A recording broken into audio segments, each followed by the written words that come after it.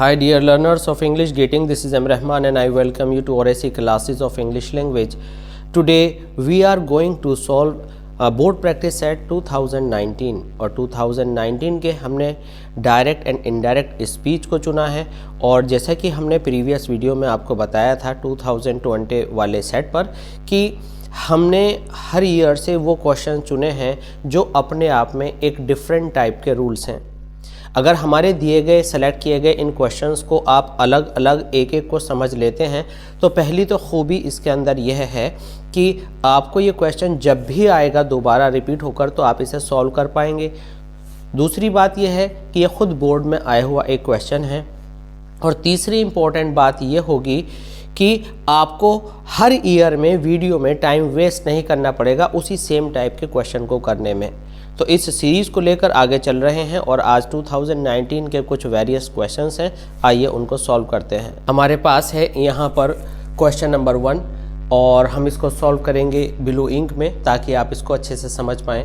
तो यहाँ पर इम्पोर्टेंट थिंग जो यहाँ पर समझने वाली है वह यह है कि जो लेटस है इस लेटस को लेकर के आपको अच्छे से समझना है। अगर आपको यहाँ पर हम थोड़ी देर के लिए एक स्पेस बना देते हैं जहाँ से आप डिटेल में बात को सीख पाएंगे। अगर हमें लेट अस या लेट्स करके इस तरह से अपोस्ट्रोफी लगाकर एस दिया है तो ये एक अलग एक्सप्रेशन रखता है। इसके अंदर आप एक तो सजेस्टेड या प्रोपोज्ड में से कोई एक एक्सप्रेशन आप यूज़ करते हैं और अगर सेड के साथ टू आया है तो आपको यहाँ सजेस्टेड टू और प्रपोज टू करना होता है और टू रिमूव नहीं करना होता। एक तो बात ये याद रखनी है। और दूसरे इसके आगे आप दैट दे शुड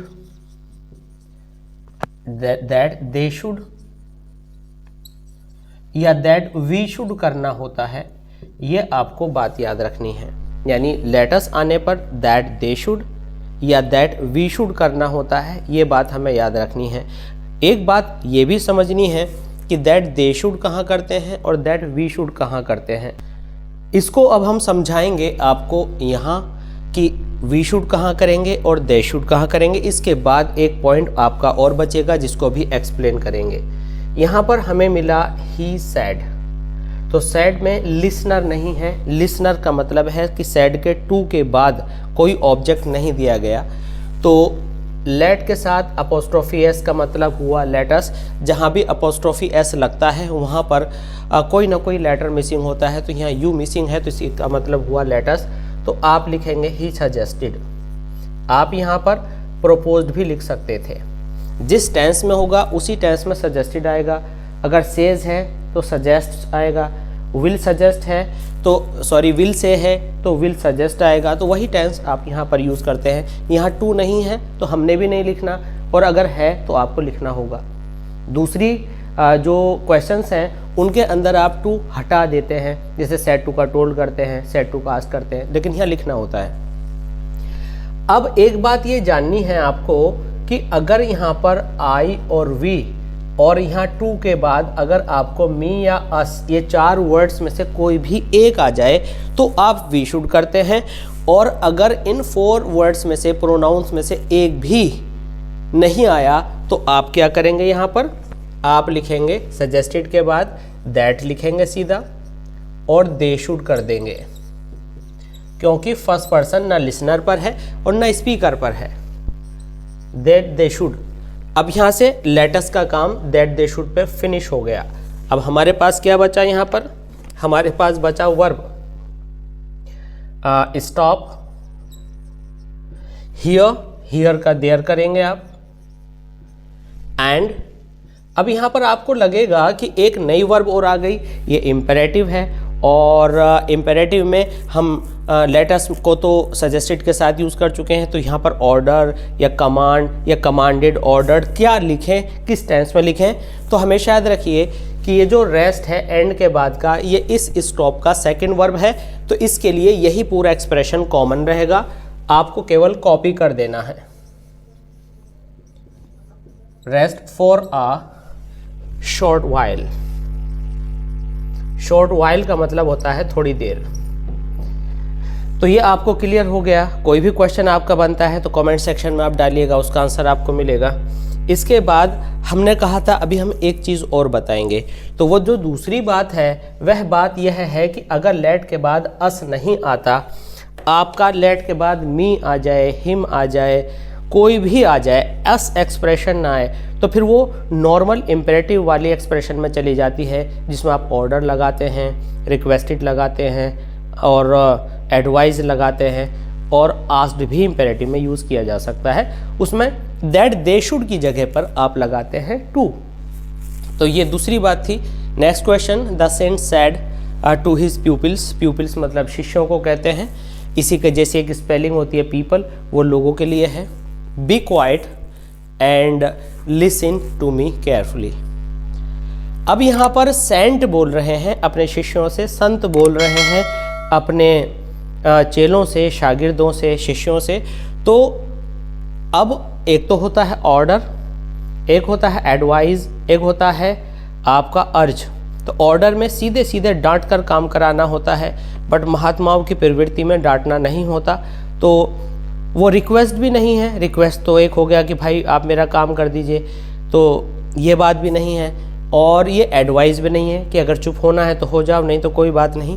तो यहाँ पर सेंट के लिए आपको सेड टू की जगह अगर आप यहाँ पर अर्ज्ड लगा दें तो ज़्यादा अच्छा होगा।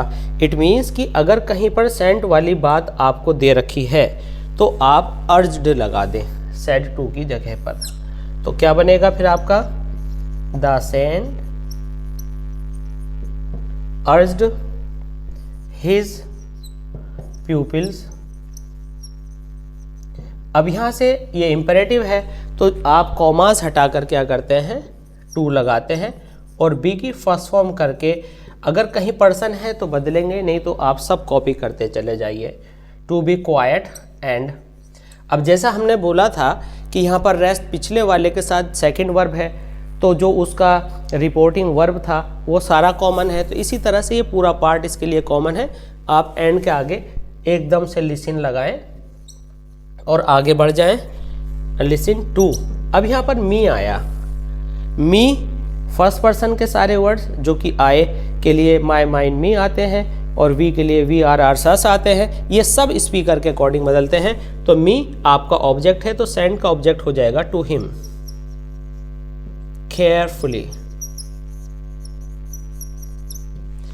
ये आपका परफेक्ट सॉल्यूशन है। इसके बाद अब हम आते हैं क्वेश्चन नंबर 3 पर। Mohan said good morning, sorry Mohan said good evening, I am pleased to see you. अब यहाँ पर गुड मॉर्निंग हो, गुड इवनिंग हो, इससे कोई मैटर नहीं करता है। अगर आप आने के समय विश करते हैं तो उसमें विश्ड लगाते हैं, और जाते समय जो बोलते हैं, विदाई के समय जो बोलते हैं, वहाँ पर आप बेड लगाते हैं। तो गुड इवनिंग आते समय होता है, और लेट इवनिंग में जाते समय आप गुड नाइट करते हैं। अब देखते हैं कि यहाँ पर हम किस तरह से इसको सॉल्व करेंगे। तो आप लिखेंगे मोहन, अभी हमने यहाँ पर बोला था कि सेड, तो अगर यहाँ होता गुड इवनिंग फ्रेंड्स, तो यानी सुनने वाले कौन हुए, फ्रेंड्स। तो उस फ्रेंड्स को हम यहाँ लिसनर की जगह पर ले आते। यहाँ नहीं दिया तो कोई प्रॉब्लम नहीं है। मोहन विश्ड, अगर यहाँ good morning good evening friends होता तो वह है यहाँ पर आ जाता है Mohan wished his friends, but यहाँ पर फ्रेंड्स, टीचर या कुछ भी वर्ड नहीं है, लिसनर नहीं है, तो मोहन विश्ड आप लिखेंगे अ गुड इवनिंग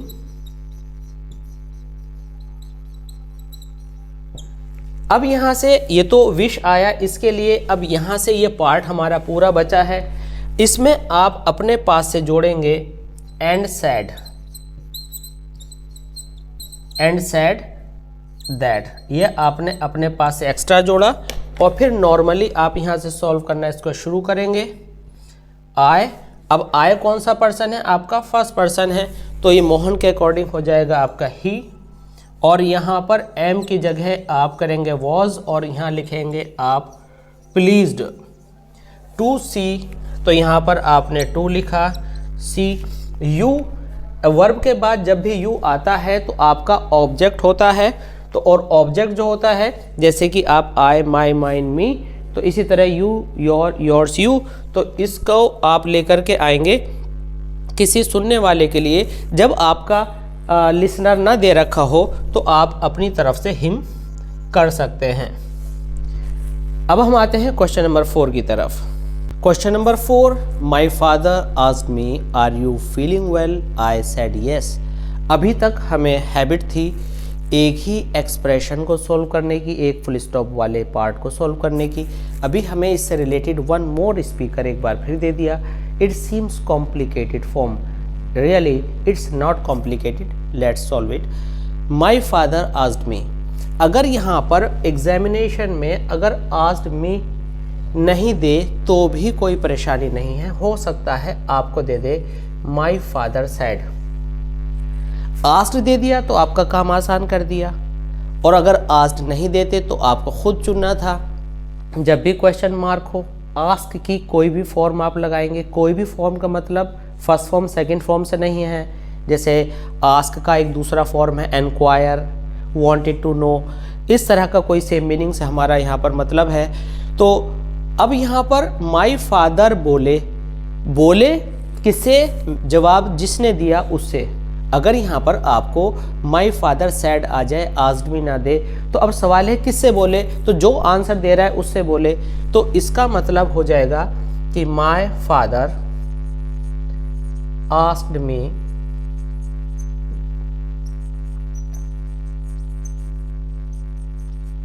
जब भी आपको क्वेश्चन वर्ड नहीं दिया गया हो तो आप वेदर या इफ का यूज करते हैं।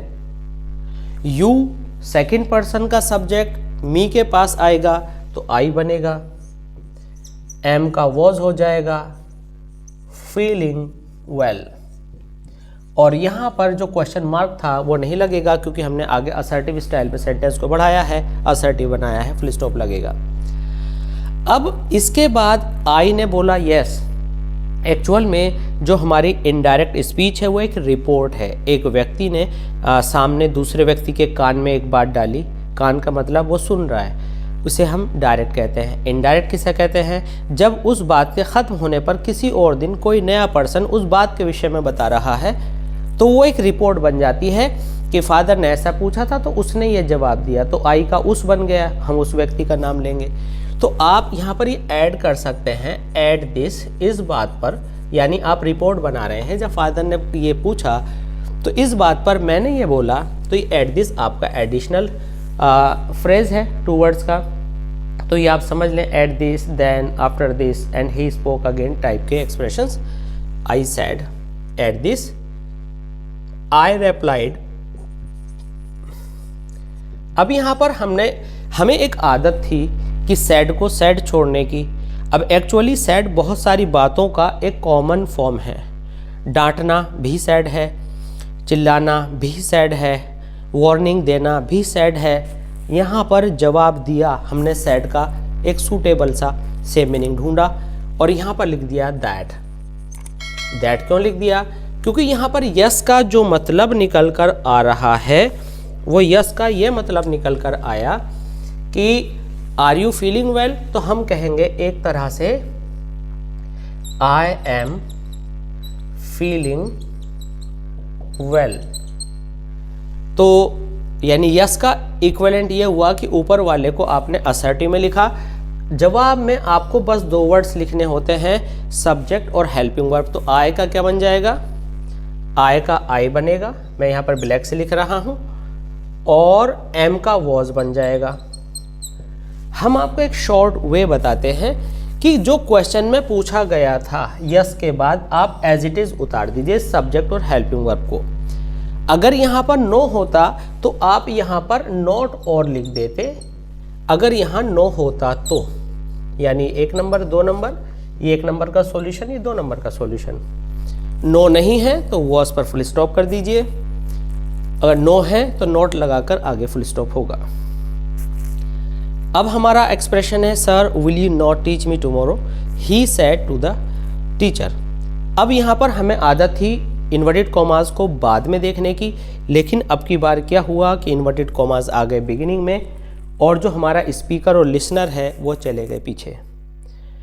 तो पहले इसको सिंपलीफाई कर लीजिए। सिंपलीफाई करने का क्या मतलब है कि आप लिखेंगे he said to the teacher,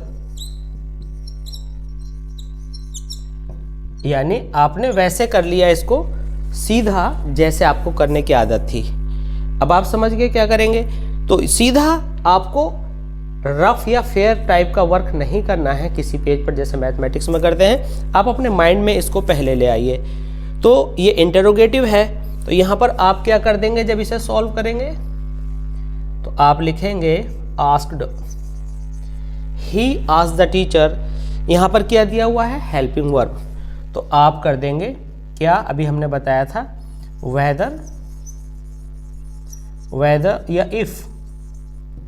हो गया जी, ये भी हो गया। अभी जो वर्ड आया है सर, ये सेंटेंस के बिगिनिंग में हो, क्वेश्चन मार्क के पास हो, मैम हो, मैडम हो, उसको आप करते हैं यहाँ पर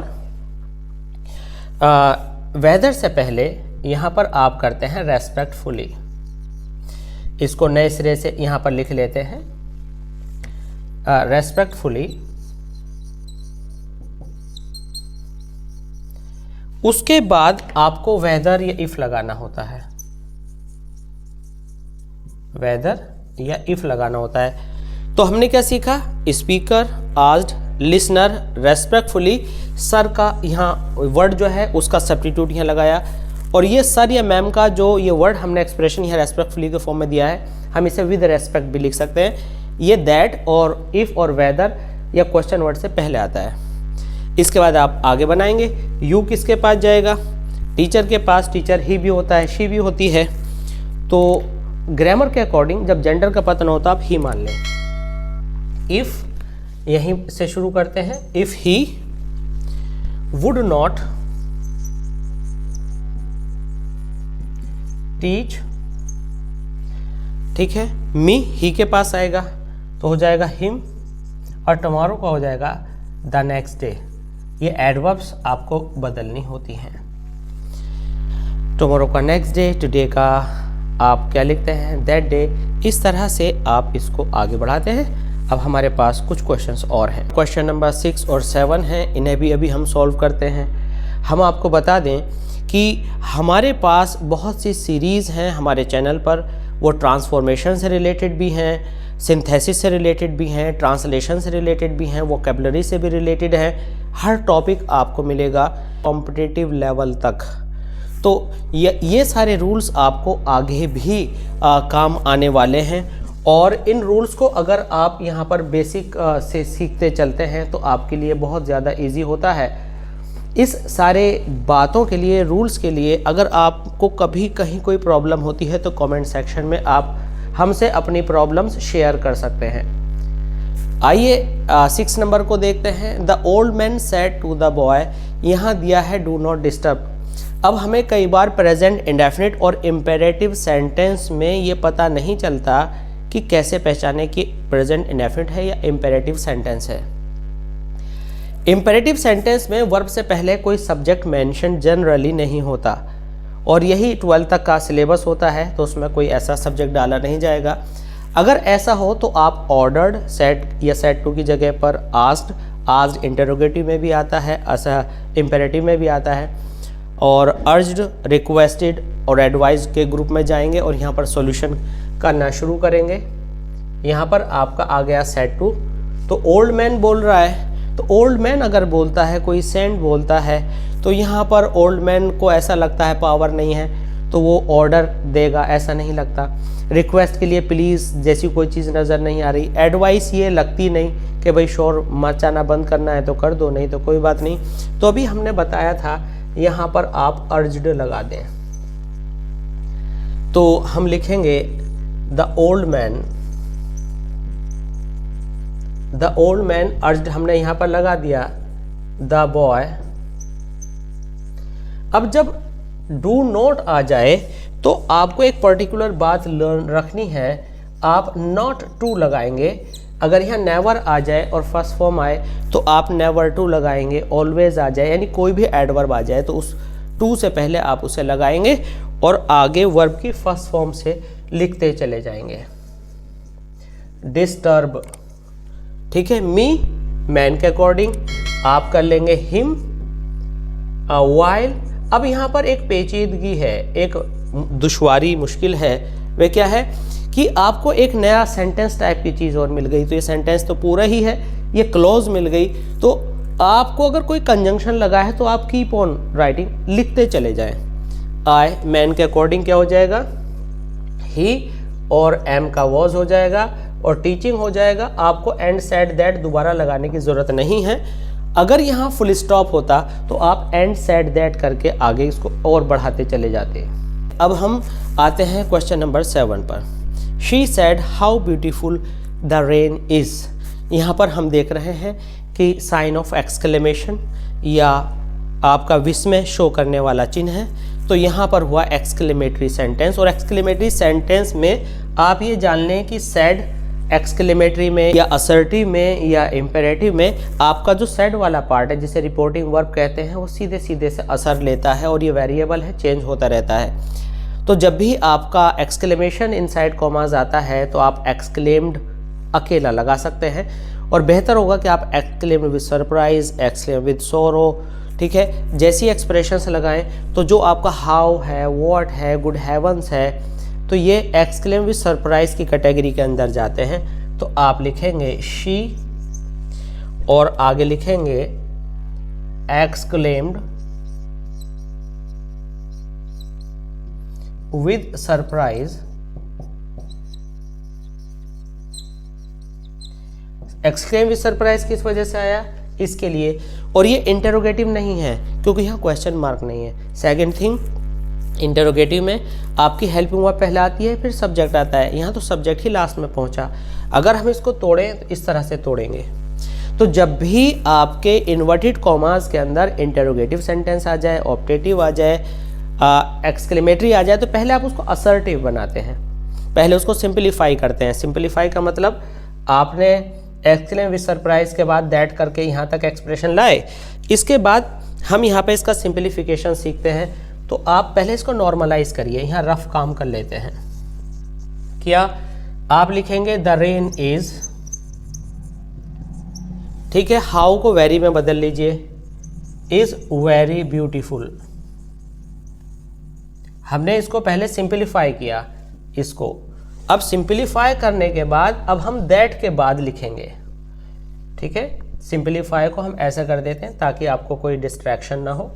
अब दैट के बाद आप लिखेंगे द रेन